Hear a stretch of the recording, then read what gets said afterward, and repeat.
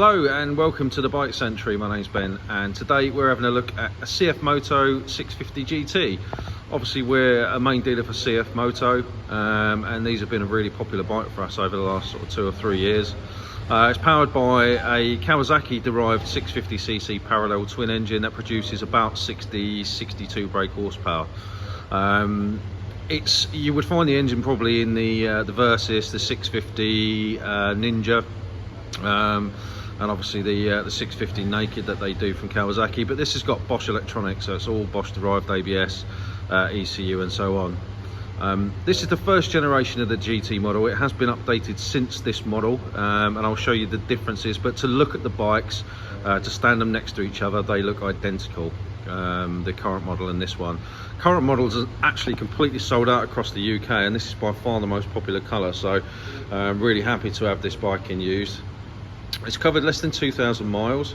It's in really nice condition. There's a couple of signs of wear and tear being a used bike naturally, but on the whole it's really tidy. So to start at the front end, the bikes run 17-inch wheels, dual discs, wavy discs, very similar to the Kawasaki actually, with Szechuan brakes, as you can see.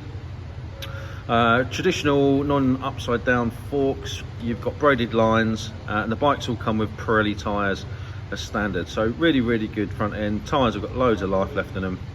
The bodywork is finished in a metallic white. The camera doesn't really do it justice, but you've got the gold accents, the silver decals there, and the gold wheels really sort of set the bike off. LED indicators all round, LED daytime running lights, and there you can see the projector style headlights in the front there. So really good headlights on these bikes.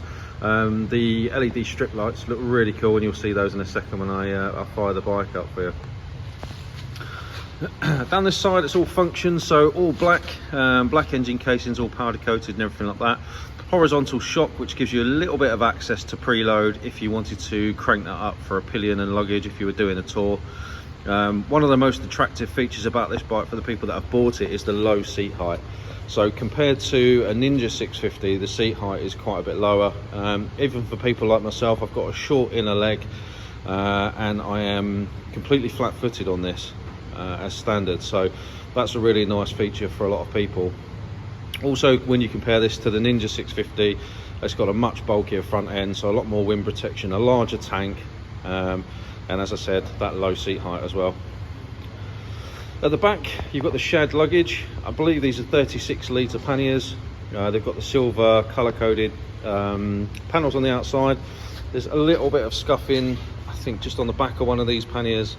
Obviously they get taken off whenever people reach their destination and plonk down on the ground, so they do get a little bit of scuffing, but certainly nothing too obnoxious or untoward. This one actually looks okay, to be fair. And then obviously at the back we've got the SH29. This one's colour coded, 29 litres. Obviously got the white colour coded lid on there, and it's also got the pillion backrest. So if you are looking to go 2 up, this could be perfect for you. I think you just about get a full-size helmet in the 29 litre ones, but if you were serious about touring, you'd maybe want to upgrade that to like a 40-something litre one, in my opinion. Up top here, there's some really nice features built into CF Motors. I'm sure you probably watched, you know, the other videos that we've got, but you've got adjustable braking clutch levers, span adjustment, which is something you don't tend to see on bikes at this price point. This bike has been fitted with Oxford heated grips as well, which is, you know, something that you would want if you were touring. These bikes have obviously got adjustable span on the mirror, so you can pull these forward and back, and then they'll pivot on the joint just here, so good visibility all around. And it does have a manually adjustable screen as well, which is pretty adequate in its standard format, but you can also buy aftermarket screens that are taller if you are on the taller side. On this side it's very much the same, very clean and tidy. No major marks, scratches, dings or dents that I can see. It's a really tidy bike, you'd expect it to be at this sort of mileage. Obviously chain driven, as you can see at the back there. Chain, brakes, tyres, all that stuff are all checked as part of our pre-delivery inspection anyway, but they all look good. You can see that the paddock stand bobbins are on there, so if you are doing any home maintenance, chain adjustment and cleaning and that sort of stuff, you can use a conventional paddock stand on this bike. There's a tiny little mark just here on the panniers on this side. I don't know if you can just see that right in the centre there on the silver trim. There's a couple of little scuffs just there, I suspect where the rider's thrown their leg over and caught it. It's really easy to do, as you can imagine. Up here in the cockpit, everything's pretty straightforward. You've got switchable power modes just operated on this button here. You can do that whilst riding, and then all the traditional controls, heated grips, and then obviously you've got kill switch, starter and hazard lights on this side. The main difference, or the only difference really, between this particular model, the first gen, and the second gen, is the TFT dash is slightly different.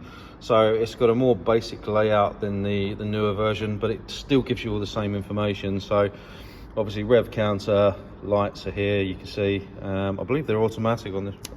Yeah, they're automatic daytime running lights on this bike. It switches between a day and a night mode, so it will go from like a white background to a black background depending on the ambient lighting conditions.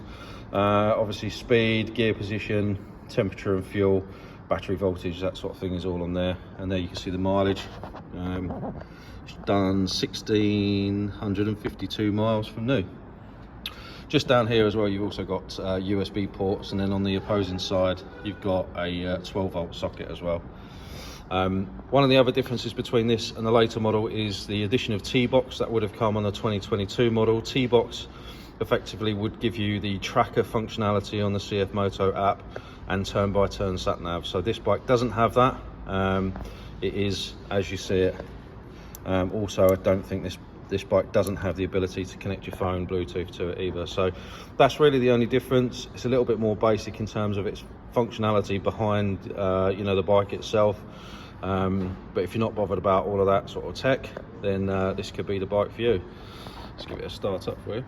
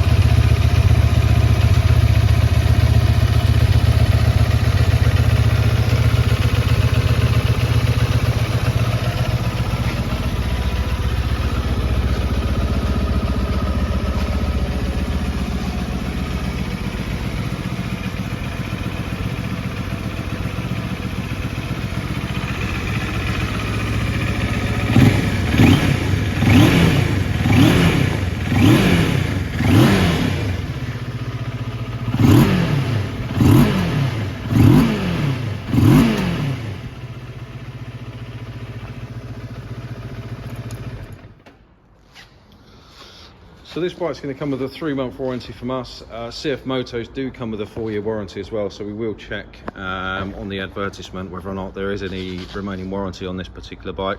More than likely it is. It's got all the service history, all the keys, owner's manuals and stuff like that. Will come with free delivery within England and Wales, and of course we offer all the usual dealer trimmings like finance and part exchange as well. That's it from me. If you've got any questions, please feel free to reach out. We've got WhatsApp, live chat, all the social medias. Pick up the phone and ask us any questions that you've got, or feel free to drop in and try the bike on for size. That's it from me. Thanks for watching, and I look forward to speaking to you soon. Take care.